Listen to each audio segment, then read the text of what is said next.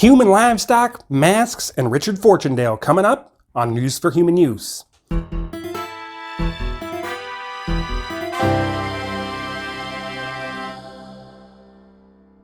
Hey there, humans, and welcome to another edition of News for Human Use, your cool breeze of truth in the blazing inferno of deceit that is the online existence. I'm Gene Pocket. I'm an author, the voice of the human resistance, and the only candidate standing for the presidency of the United States of America in the year 2020 who's focused on the things that truly matter: humans' jobs and humans' lives. For decades, the two political parties have been working non-stop to mortgage away our future, a human future, by helping the machines in any way that they can. The Datacrats and the Robotlicans have made a bipartisan effort at electronic appeasement, giving the machines more and more control over human life. From algorithms that control the news, to automated pizza production, to mechanical police dogs dispatched for crowd control. For your own safety and for those around you, please stand at least 1 meter apart. Thank you.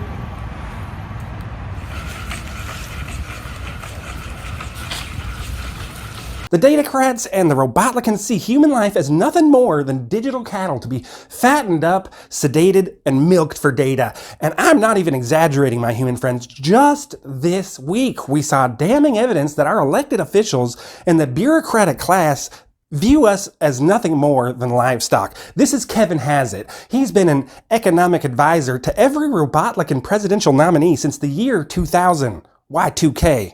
In Robot Don's administration, Kevin Hassett was the chairman of the Council of Economic Advisors from September 2017 to June 2019. In April of this year, he returned to Robot Don's administration in the capacity of quote-unquote senior advisor.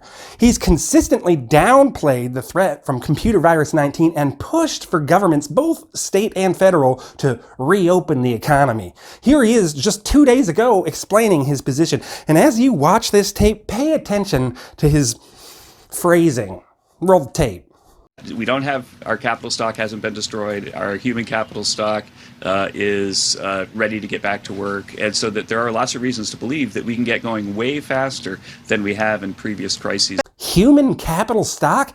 Human capital stock? This is the man advising Robot Don. Kevin Hassett and Robot Don and all their oligarch cronies see you as nothing more than human capital stock, human livestock to be corralled and controlled and exploited. It's disgusting, and it's past time that we fought back. And that's exactly why I founded the Human Party all those years ago, all the way back in the year 2016.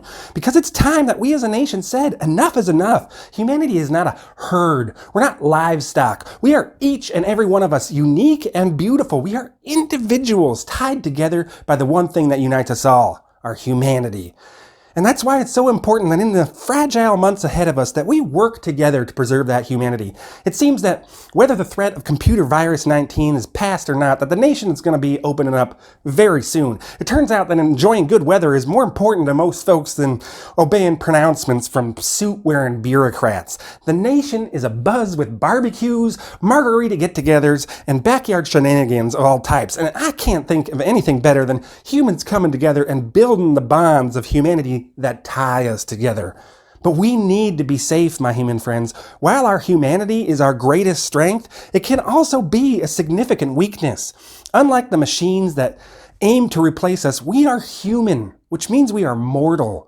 Mortality is a condition that drives human achievement and creativity and pushes us to seize every last drop of life. That's probably why so many folks out there just want to get back out there and make the most out of the days that we have left.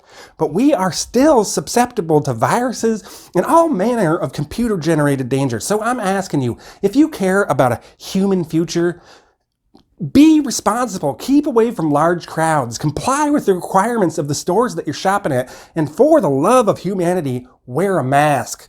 Now, I know that there's some folks out there who take issue with wearing a mask. They say it's all a fraud and masks don't work anyway. And to those folks, I want to say, get out of here with that nonsense. Seriously, you're embarrassing yourself. First of all, if masks don't work, you're telling me that medical professionals have been wearing them for decades for no reason?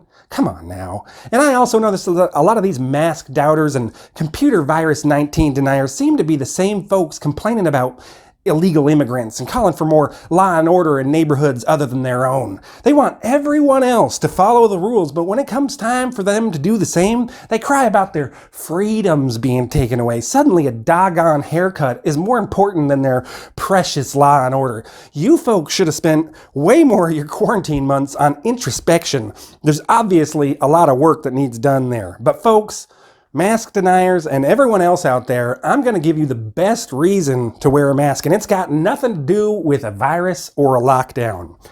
In an age of constant surveillance and facial and affect recognition, being required to wear a mask in public is probably the best thing that could have happened, and it will be a boon to the human resistance in the coming war. The glare of the internet and the robotic camera eye is finally obstructed.